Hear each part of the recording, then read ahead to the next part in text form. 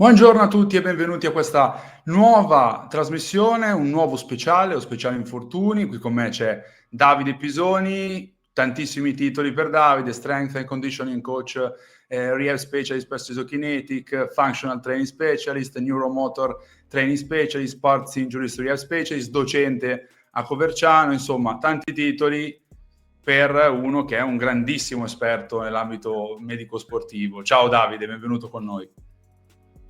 Ciao Emanuele e ciao a tutti. Tu hai elencato tanti titoli, ma perché ho avuto tempo di fare tante cose, visto che non sono più giovanissimo. Quindi diciamo che i tanti titoli sono dati anche da tanta esperienza, ma la tanta esperienza è contenuta all'interno di un'anagrafe che insomma ormai non lascia più alcun dubbio sulla mia longevità.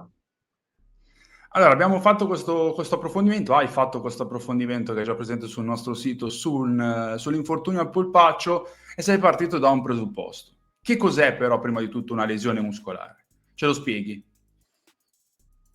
Sì, allora, una lesione muscolare. Per lesione muscolare, è bene essere chiari, intendiamo la rottura di una fibra muscolare.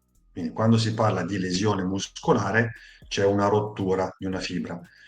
E come spesso mi capita di fare, faccio un esempio perché rende bene l'idea. Se noi immaginiamo un muscolo e lo paragoniamo ad una confezione di spaghetti, ecco, tutti gli spaghetti rappresentano le singole fibre muscolari. Ok? Quindi quando c'è una lesione muscolare si possono rompere da uno a più spaghetti e sulla base di quanti spaghetti si rompono, cioè di quante fibre si rompono, noi siamo in grado di determinare la gravità della lesione. Ok?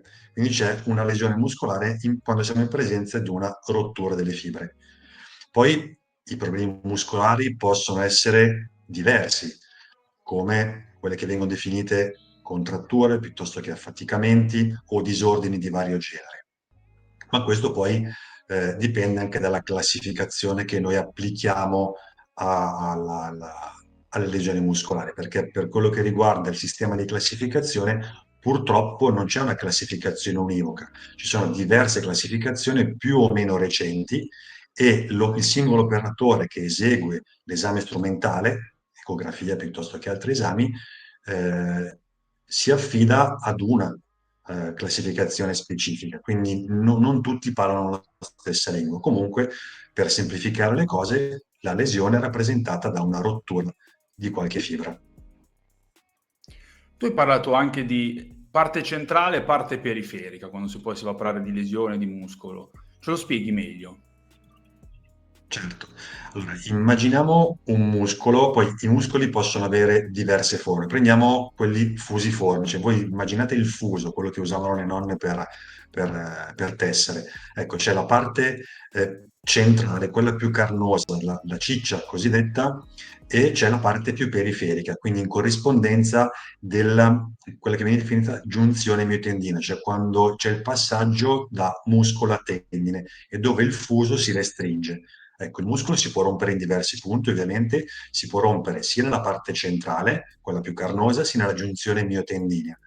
E in funzione di dove si verifica la lesione, possiamo farci un'idea della gravità e di quanto tempo può essere necessario per ritornare alla pratica sportiva, perché le lesioni che riguardano il ventre muscolare di solito, ma non sempre, hanno una prognosi più favorevole. Quelle invece che vanno verso la giunzione miotendina hanno una prognosi più lunga. Ok? Quindi la mia distinzione tra parte centrale e la parte più periferica faceva riferimento appunto più o meno al tempo di guarigione. Appunto per quanto riguarda il tema principale di questo approfondimento, cioè il polpaccio, che poi noi chiamiamo volgarmente polpaccio, ma ci spiegherai meglio come deve essere poi definito, perché anatomicamente la struttura del polpaccio lo porta ad essere quello che poi è, cioè il quarto muscolo più lesionato tra gli sportivi, soprattutto nel mondo del calcio. Sì, perché allora, hai detto bene, se dovessimo studiare una classifica, nei top 5 c'è il polpaccio, il primo riguarda gli hamstring, cioè i muscoli posteriori della coscia. Il polpaccio occupa un posto di tutto rispetto. Questo perché? Perché è così frequente la lesione del polpaccio, anche se dal punto di vista scientifico e anatomico non si dovrebbe definire come polpaccio, ma meglio tricipite surale o della sura. Perché appunto hai fatto menzione tu alla sua anatomia particolare, non solo anatomia, ma anche la funzione che è il polpaccio, ma ne parleremo dopo. Appunto il polpaccio o tricipite della sura è chiamato così, cioè tricipite, perché ha tre capi muscolari. Due, i due gemelli che vanno a comporre il gastrocnemio e uno il soleo. Quindi il polpaccio è composto da gastrocnemio con i suoi due gemelli mediale e laterale e soleo. Questi muscoli, gastrocnemio e soleo, hanno origini differenti, ossia i due gemelli che compongono il gastrocnemio originano dai due condili femorali. Il femore è quell'osso lungo che parte dal bacino e arriva fino al ginocchio e alla sua estremità inferiore ha come due semisfere e nella parte inferiore di queste due semisfere originano i gemelli mediali e laterali, mentre il soleo, che sta sotto i due gemelli, origina nella parte posteriore della tibia, quindi quello che sta sotto al ginocchio. Pur avendo origini differenti, hanno un'inserzione comune, perché tutti e tre i ventri muscolari convergono nel tendine d'Achille che arriva ad inserirsi sul tallone. Quindi hanno origini differenti, ma la fine è comune. Quindi dal punto di vista anatomico hanno questa particolarità. In più, il gastrocnemio è un muscolo definito come biarticolare, cioè nel suo decorso attraversa due articolazioni, nello specifico ginocchio e caviglia. Ed è appunto per questo che è sottoposto a forze notevoli, delle quali parleremo dopo, ma è richiesta anche una coordinazione maggiore. Quindi uno dei motivi per cui il calciatore, ma non solo, si fa male al polpaccio, deriva in parte dall'anatomia e in parte dalla funzione, perché come funziona il muscolo tricipite surale, funzione principale è quella di flettere plantarmente il piede. Quando noi ci alziamo sulla punta dei piedi, il muscolo principale è il polpaccio, quello che ce lo fa fare. Non solo, il polpaccio, il gastrocnemio, scusate, è coinvolto anche nella flessione del ginocchio, quindi flette dorsalmente il piede e flette anche il ginocchio. Capite bene che deve esserci una coordinazione ottimale, altrimenti si può andare incontro ad infortunio.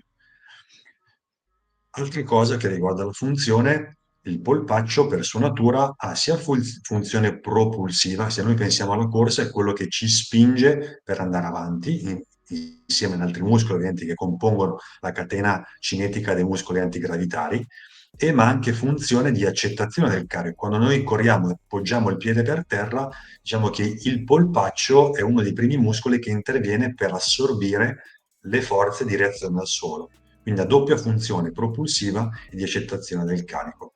Per darvi un ordine di idea di a che carichi viene sottoposto il polpaccio, pensiamo al peso corporeo.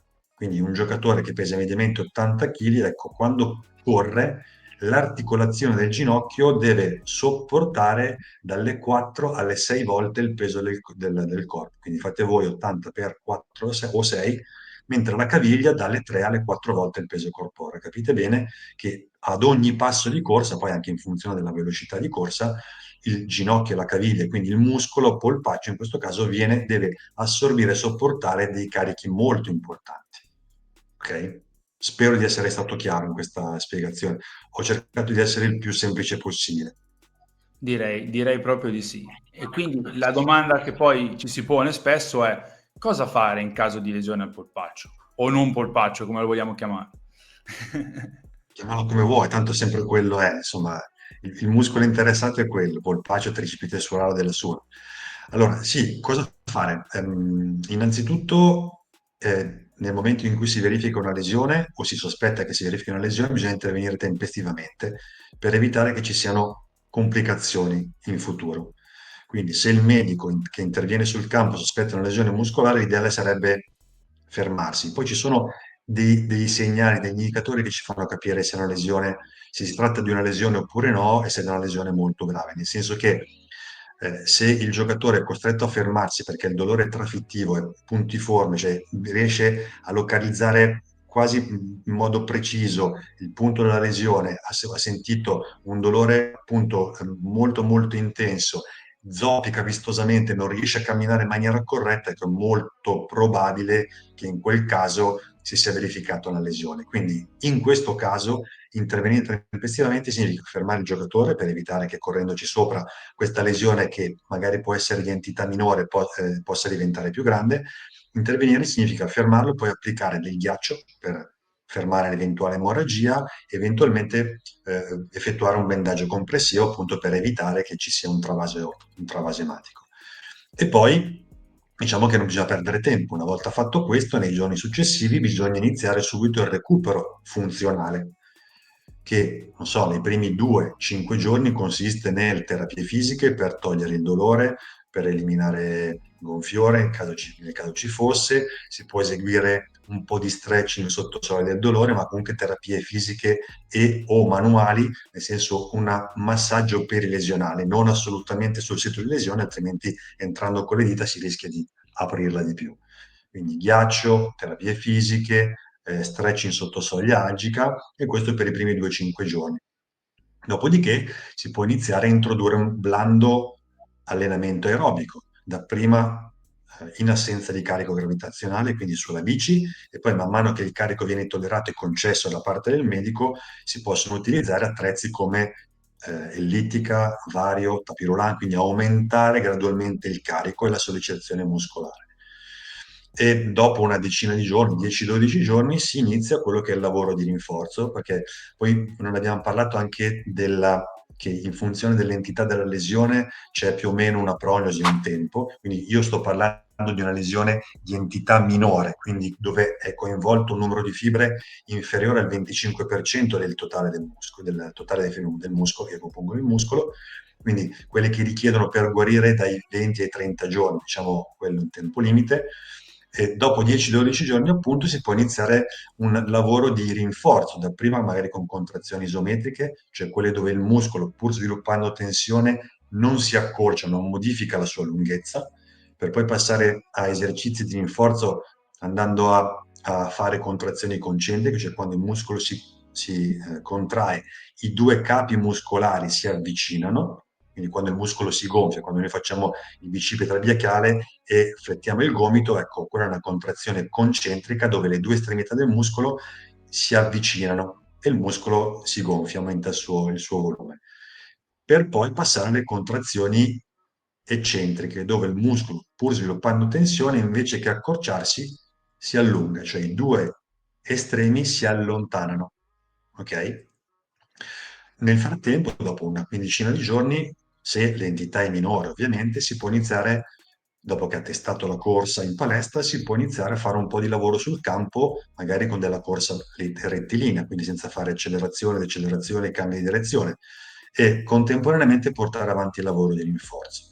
Dopo 20-25 giorni si possono aumentare i carichi, quindi si passa a esercitazioni pliometriche, quelle che prevedono balzi, esercitazioni elastico-reattive, e sul campo ci si avvicina sempre di più verso lo sport specifico, sia dal punto di vista dei movimenti, sia dal punto di vista delle richieste metaboliche, cioè dal punto di vista della benzina che vado a consumare, mi avvicino sempre di più a quello che poi utilizzerò durante gli allenamenti e durante le partite. Ovviamente tutto questo percorso andrebbe monitorato con degli esami strumentali per evitare di accelerare i tempi oppure di ritardarli, quindi aspettare troppo nonostante la riparazione sia giunta alla fine. Per chiudere, tu hai toccato la tematica più, diciamo, grande che c'è intorno al malinteso che si verifica spesso per quanto riguarda proprio questo tipo di infortuni, questo tipo di lesioni, cioè quello delle tempistiche. E tu hai definito appunto come le tempistiche siano qualcosa comunque di non predeterminato, ma dipendano da diversi fattori, da una questione anche di soggettività. E ci hai fatto la suddivisione poi fra lesione meno grave, lesione minore, che è quella che, come detto prima, ha quel periodo di recupero fra i 20 e i 30 giorni, poi mi correggerai se sbaglio qualche terminologia in questo senso, e poi ci sono quella di medio grado, di media gravità, e quella di gravità superiore, che è quella che a volte porta poi anche alla rottura del muscolo e all'operazione, all'intervento chirurgico.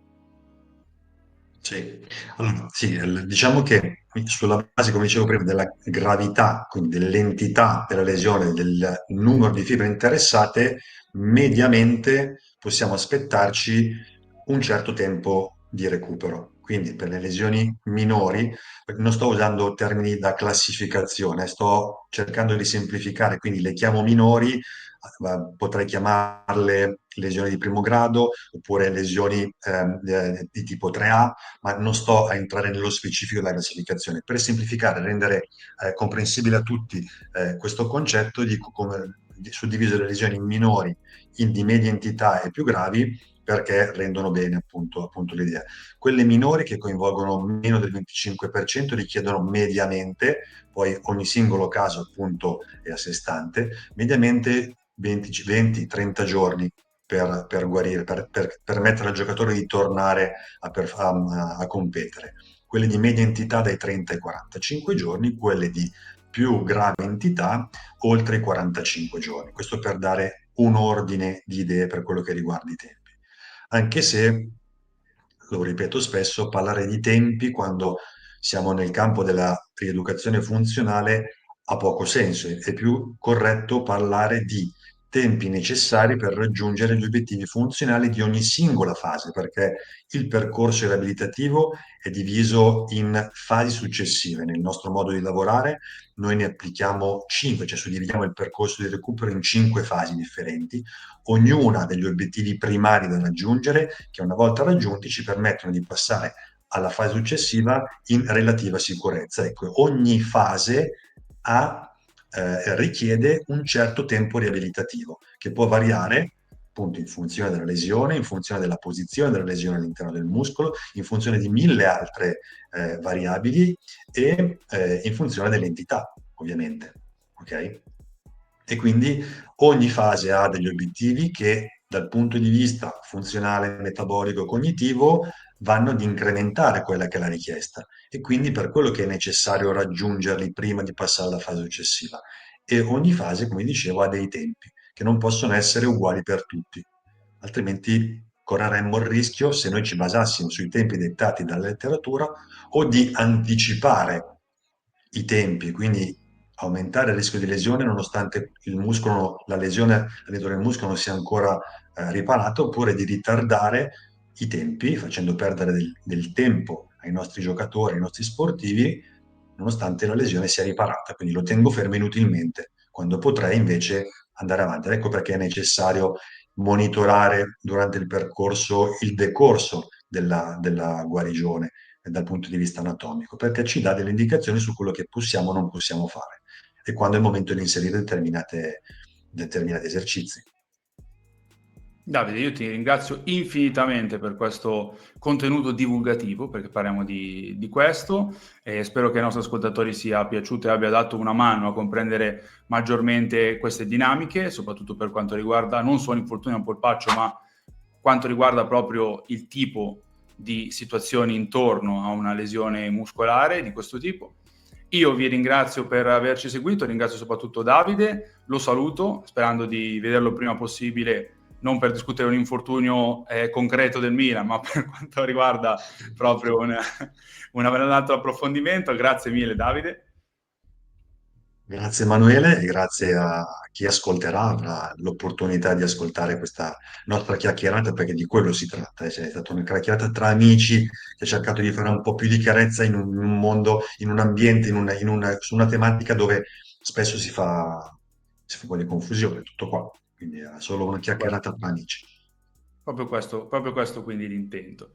Io vi invito a seguire il nostro canale, a schiacciare la campanella, a fare le solite azioni e quindi io vi saluto e vi auguro un buon proseguimento di serata. Ciao a tutti!